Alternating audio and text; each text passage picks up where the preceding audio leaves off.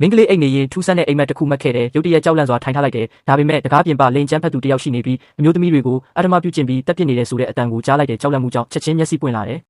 မီးဖွင့်လိုက်တော့စပီကာနှစ်ခုကကြွက်နှကောင်ဖြစ်နေတာတွေ့လိုက်တယ်ကြွက်တွေလည်းအံ့အားသင့်သွားကြတယ်မင်းကလေးသူတို့စကားကိုနားထောင်နိုင်မယ်လို့မထင်ခဲ့ကြဘူးကြောက်လန့်လုံးလို့ပြေးထွက်သွားကြတယ်မင်းကလေးချက်ချင်းကြွက်နှကောင်ကိုရက်တက်လိုက်တယ်သူတို့အခုလေးတင်ပြောခဲ့တာဟုတ်ရဲ့လားလို့မေးတယ်ကြွက်ကလာတကားနောက်ကလိန်ကျန်းဖက်သူတယောက်ဝင်သွားပြီးအိမ်ကြီးချင်းအမျိုးသမီးကိုရက်ဆက်စွာတက်ပစ်ခဲ့တယ်လို့ပြောတယ်မင်းကလေးသူထွက်သွားပြီလားလို့မေးတယ်ကြွက်ကမထွက်သေးဘူးအမျိုးသမီးဘေးမှာအိတ်နေသေးတယ်လို့ပြောတယ်ဒါကိုကြားလိုက်တော့မင်းကလေးစိုးရိမ်စွာမိဖို့ချောင်းသားတစ်ချောင်းကောက်ကင်ပြီးကာကွယ်ဖို့လုပ်တယ်နောက်တကားတကယ်ပဲလူတက်မှုဖြစ်ခဲ့လားလို့ကြည့်ချင်တယ်ဒါပေမဲ့ကြည့်ကြောင်မှန်ပေါက်ကနေကြည့်လိုက်တော့ရာဇဝတ်သားပြစ်မှုကျူးလွန်ပြီးထွက်ခွာဖို့ပြင်ဆင်နေတာတွေ့လိုက်တယ်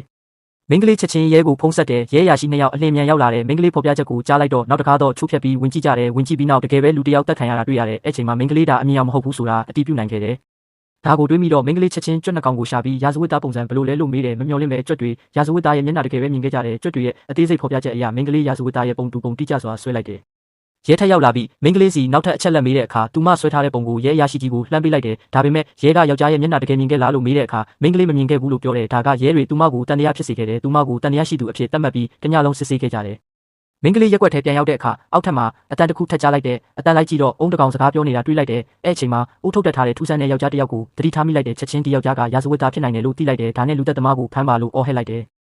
ဒါကိုကြားလိုက်တော့နေရာမှာရှိနေတဲ့ရဲတွေချက်ချင်းလိုက်ဖမ်းကြတယ်ဒါပေမဲ့နောက်ဆုံးရာဇဝတ်သားလွတ်မြောက်သွားခဲ့တယ်နောက်ထပ်အရေးအမွေရဖို့မင်းကလေးလက်ချောင်းကိုက်ပြီးသွေးတပင်ပေါ်လိမ့်လိုက်တယ်သွေးရနံကစကားပြောကိုချက်ချင်းဆွဲဆောင်လိုက်တယ်